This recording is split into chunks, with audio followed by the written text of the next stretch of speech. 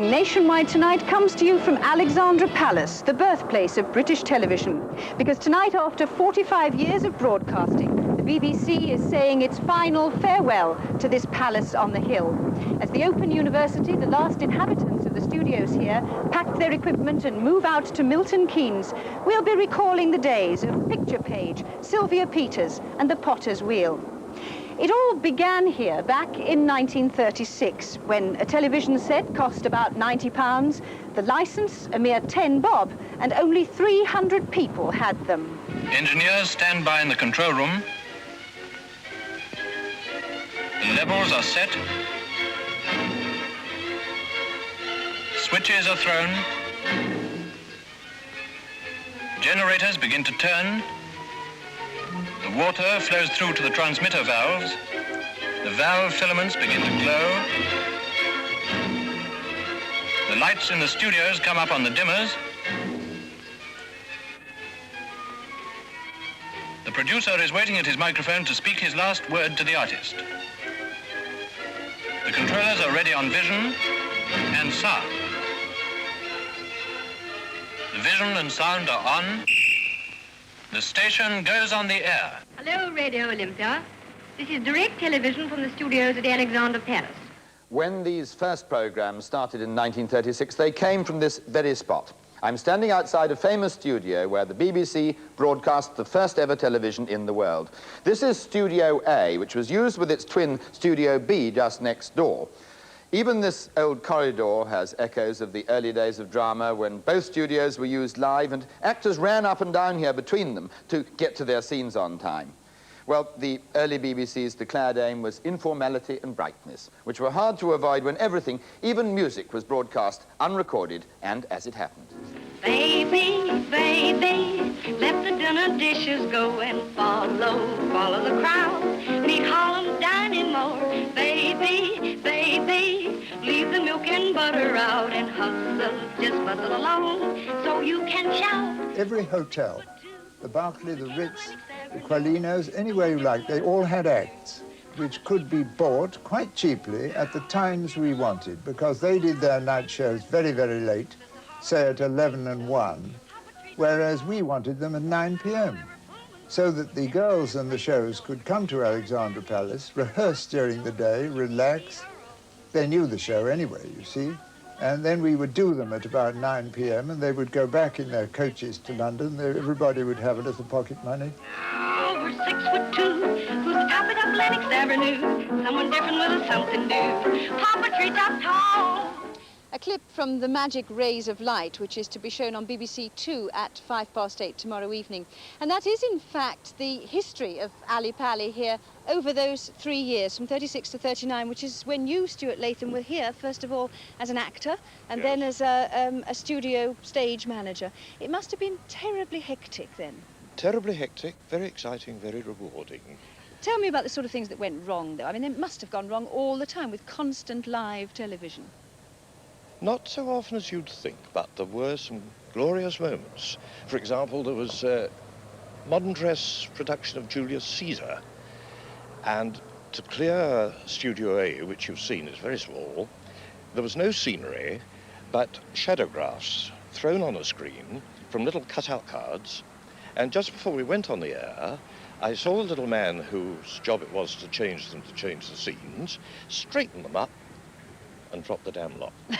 I had to go down on my hands and knees and say, that's the forum, that's Portia's bedroom. But with all those actors rushing up and down the corridor, I mean, they must have bumped into each other. One actor rushing up and down the corridor in particular, I remember. That's, I think, the first time that both studios were used for one play, The Tempest, and a lovely young actor who died tragically young, Stephen Haggard, was playing Ariel. And he had to get to the other studio so that Ariel could be superimposed by magic on Prospero. And Stephen dashed out of the studio, got into that endless long corridor, and stood there saying, where do I go? Poor chap. Now, you're putting the emphasis very much on Shakespeare. You know, you mentioned Julius Caesar and The Tempest. I mean, I thought that in those early days it was more light entertainment, you know, variety. Good heavens, no. I mean, we had a small audience who were pretty highbrow and pretty well educated. We did Pirandello, His Henry IV, a marvellous performance by Ernest Milton. But you only had 300 of them at the time. I mean, did you The actually viewers. think... Yes, did you actually think all this effort was worth it? Yes. A, we knew they'd rapidly grow bigger. Well, the war came, that put kibosh on that. B, it meant we didn't have to worry about what are now called TAM ratings and so on. We could be, I'm sorry to say it, but as highbrow as we liked. Or indeed perhaps as lowbrow. Yes. George Robey once got away with quite a bit. Did they ever write to you, these 300 viewers, and tell you what they thought Well, of not your to me, programmes? because I was just a dog's body, but when I'd go to the rehearsal of the next play I was working on, Dallas Bauer or George Murray Farrell, the director, would say, we had 2 or 3 very nice letters. Well, out of 300, that's not bad. You work out the percentage. Stuart, I have to give you a cutthroat there. I'm sure you've given many a one, so we have to stop, you know. Cut it. Ah, I'll bet you haven't done what I did. What was that? Stop Sir Adrian Boult and the BBC Symphony Orchestra in full flight, because the message I got over the cans was stop the bloody band. Stuart Latham, thank you very much indeed. Thank you, dear. Well, after 3 short years, the war put an end to the technological innovations going on at Ali Pali. In fact, the last character to appear on British television for 7 years was Mickey Mouse. And then it was a blank screen until June 1946, when Pathé News heralded the return of the fledgling medium in jubilant tones. Out of action since September the 1st, 1939, television comes back to the BBC with a full-scale dress rehearsal exclusively filmed by Pathé News. Transmitted from London's television station at Alexandra Palace, the first programme is scheduled for Friday, June the 7th, ready in time for cameras to telecast Victory Parade. Eye-opening curtain raiser features the Windmill Girls. One and a half piece on? Okay. Right, going over to Studio B. Now, cameras, please. Here are the instructions. We're using all 3 of you in this scene. Number 1, I want you back most of the time for a postcard effect, unless I ask you to go into a close-up. Number 3, on the low tripod, down for the stunt shots. And number 2, you start on the caption, keep screwed up high, and after the first caption, turn and dolly onto the set.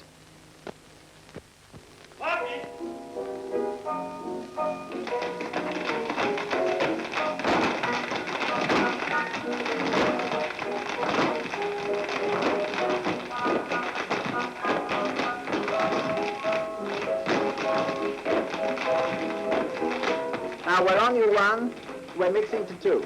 We're using both of you at this moment.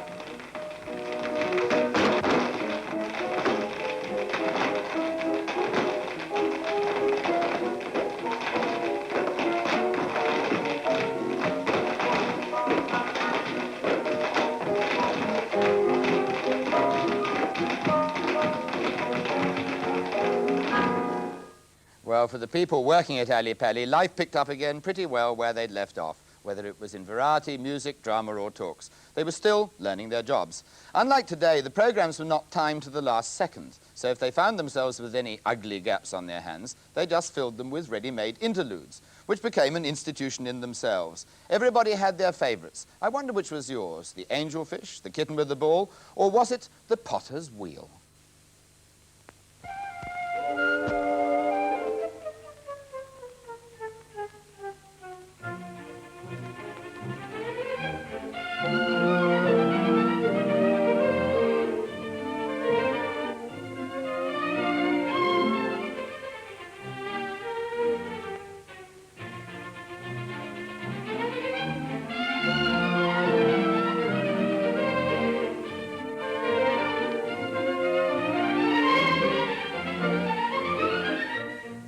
Well, Sylvia Peters, you were one of the first announcers in those trailblazing days when the service reopened here. It was actually in this studio you did. Very studio, yes. Had they got those lovely interludes like the Potter's Wheel when you started? Well, not when I began in 1947, no. I mean, we didn't worry about timing, but we did have a lot of breakdowns. What did you do? Did you have scripted remarks to make to people to fill in with? No. We just had to go and say, well, we're awfully sorry this has happened, and perhaps you'd like to go make a cup of tea, and in the meantime, we'll play you some music. That was a great standby. We just had to play music, and if it went on for a really long time, well, they would keep putting the announcer up in vision. Did you have any really hairy moments when everything came to a halt? We had one very bad night when we were doing a play, and in those days the announcer was in the studio with whatever was going on. We had Using one of the cameras in the corner? Yes. They would just run a flat in, and we would run in front and make our announcement. And the power was failing, and the actors got fainter and fainter, and I had to keep saying, we're very sorry, you know, that this is happening. And in the end, we actually had to abandon the whole production. Everything just went black? It just completely went, yes. And a little, I think I had to actually say goodnight. And of course you had no teleprompters or auto cues or any of these clever machines? No, I paced these corridors many a time learning my script.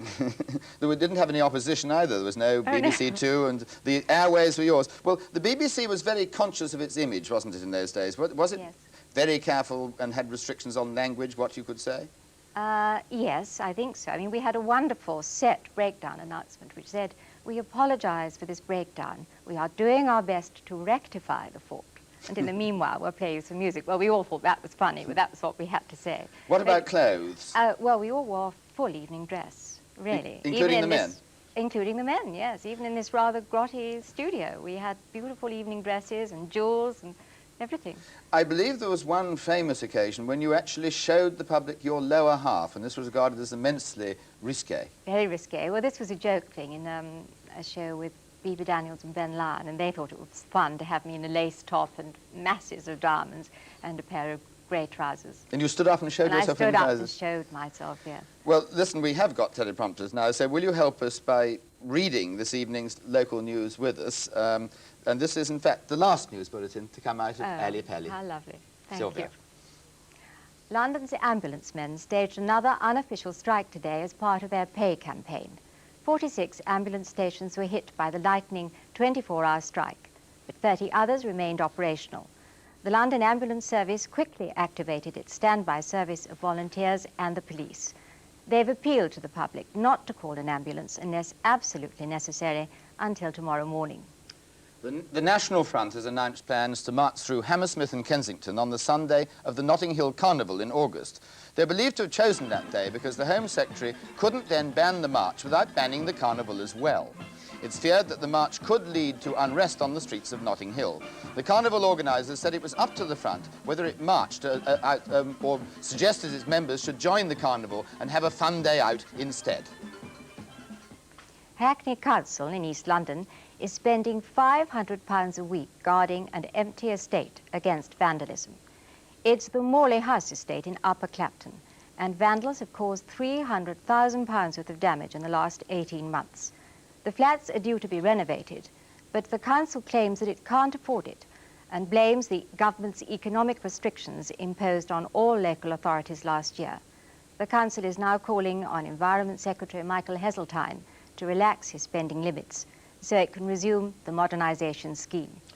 Thank you very much indeed, Sylvia, and you read it much better than I did. Well, now let's take a look at what's going on in London this weekend. Of course, you could come here to Alexandra Palace, which was originally designed as a palace of culture for the people in the 1870s. It was a kind of Victorian entertainment complex with plays, ballads, the circus, boxing tournaments, and opera all going on at the same time. Since then, apart from being a base for the BBC, Ali Pali has been home to everything from law examinations to budgerigar competitions. Despite the fire, which a year ago completely destroyed the main hall, and indeed came within a lick of the studios we're in now, there's still plenty going on here, from skiing to golfing. But what is there in the rest of London to entertain you over this weekend? The famous great organ here at Alexandra Palace was destroyed in last year's fire. But for organ music enthusiasts, there's an international organ festival at St Albans in Hertfordshire starting tomorrow. The festival includes competitions as well as recitals by world-famous organists. There are also lectures on the history of the instrument, a demonstration of barrel organs, and a visit to the historic organ at nearby Ashridge House. At the cinema this week, there's a new role for Michael Crawford, who's currently starring in the musical Barnum at the London Palladium. He plays Woody Wilkins, cartoonist turned secret agent in Walt Disney's new film Condor Man. A reluctant recruit to the CIA, Wilkins rescues the beautiful Natalia, Barbara Carrera, from the evil attentions of KGB boss Oliver Reed. Here they're making an escape in the spectacular Condor car.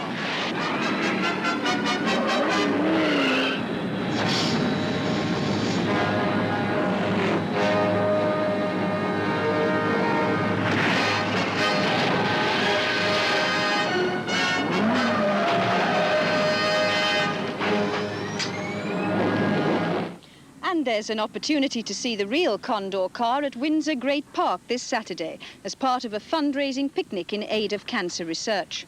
The theme of the picnic is travel, and young people from all over the country are being sponsored to arrive at the park in the most unusual way. The Queen, in her role as patron of the cancer research campaign, will attend the picnic on Saturday afternoon. At Milton Keynes this Sunday, the air will be full of flying saucers, but don't worry because they're very identifiable flying objects. It's all part of the European Frisbee Championships, where competitors from all over the country will be taking part in this three-stage event. And to add to the aeronautical flavour, there'll be a hot air balloon race over the town and an attempt to fly the world's longest kite, strung together at over 1,300 feet. And for Elvis fans, there's a real treat next week with the opening of a new film called This Is Elvis. It contains rare footage with his wife Priscilla in the grounds of Gracelands, their home. We always had so much fun at Christmas. Elvis would have Goldsmith's department store open up after hours, and we'd go crazy buying gifts for all our friends and relatives. Christmas was always so important to Elvis. There's also his famous appearances on The Ed Sullivan Show, where his gyrating hips caused such a problem that he could only be filmed from the waist upwards.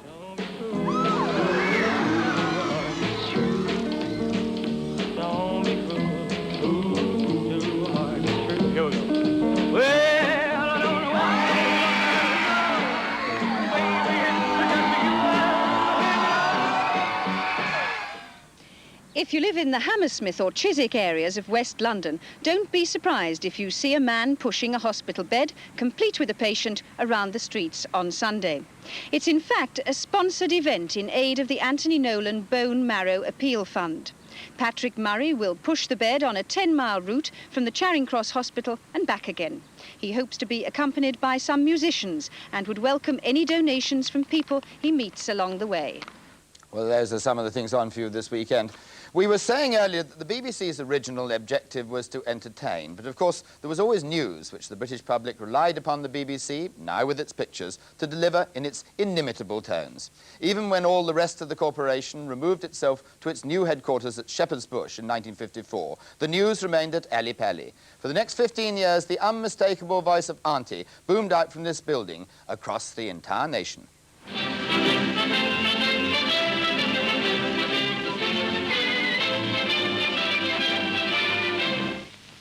Here in the studio to report on the main news of the day is our parliamentary correspondent, E.R. Thompson.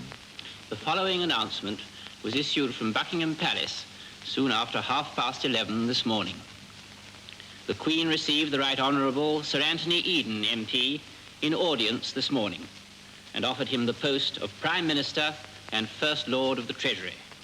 Sir Anthony Eden accepted Her Majesty's offer and kissed hands upon his appointment. From his home in Carlton Gardens, just before 11 o'clock this morning, Sir Anthony came out in morning dress. Photographers and cameramen were there to catch the Foreign Secretary's famous smile. Well, Peter, that was very much before your time. You joined the news team here at Ali Pali in 1959. What was it like then? Well, it's a strange world, really, as you know, as you can see here, on top of a hill. And one felt very remote from the rest of the world. Usually, in those days, of course, the days of London smogs, we were above the smog, and yet we were taking in news from all over the world and dispensing it to a world we couldn't see. We lived in a strange remoteness. Do you think the people here reflected that? I mean, were they, as people imagine, people in the BBC then, sort of quite stuffy in a way? Yes, I think the earlier people were. In a way, they were really using television to make television radio, the original people. Then the change came about. How did they regard you then? Because you came here as a television... You were one of the first television reporters, really, yes, weren't you, from Fleet Street? That's right.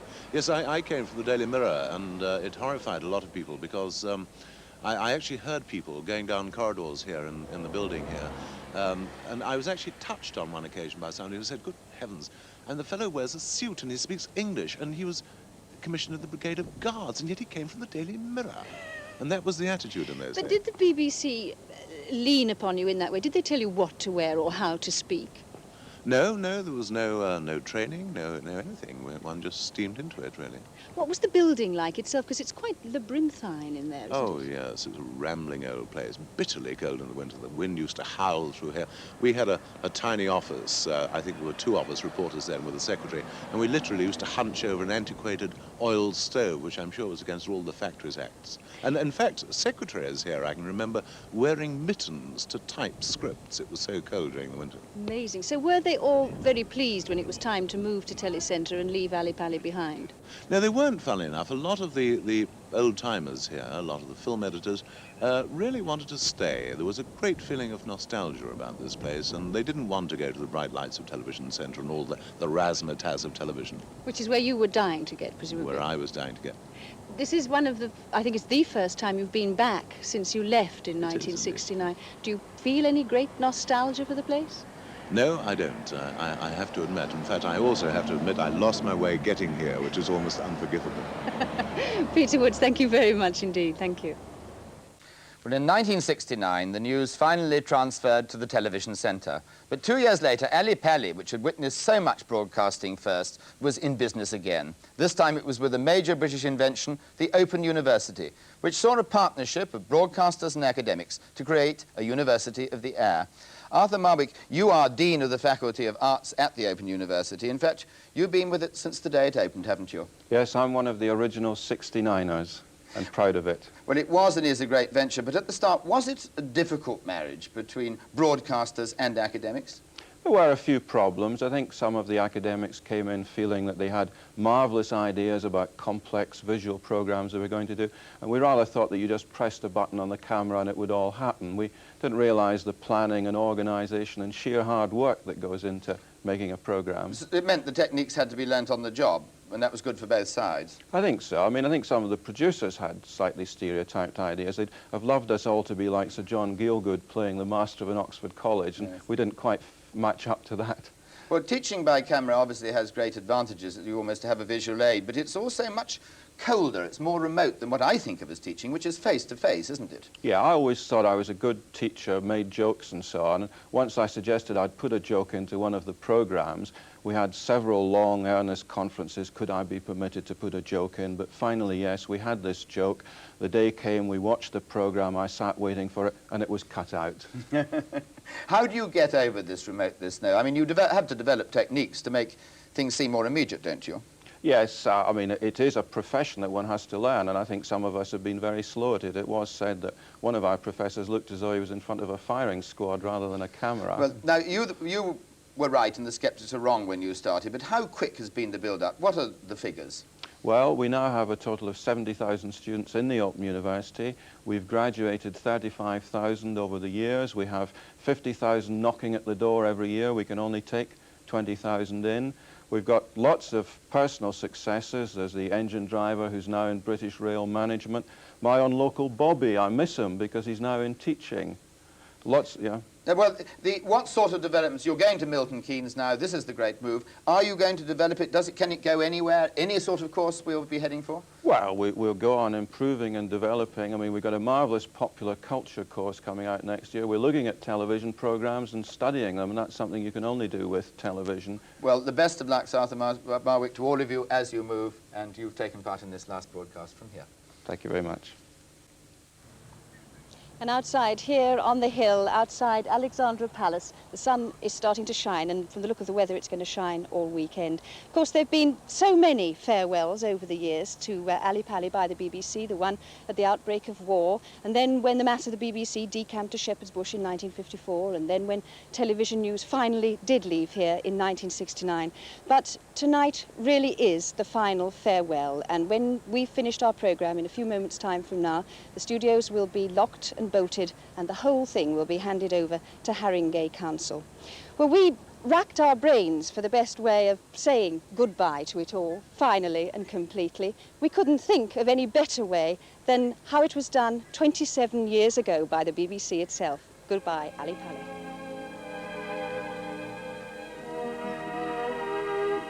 So Alexandra Palace, where British television was born and grew up, retires from the fray with dignity and many happy memories of pioneering days.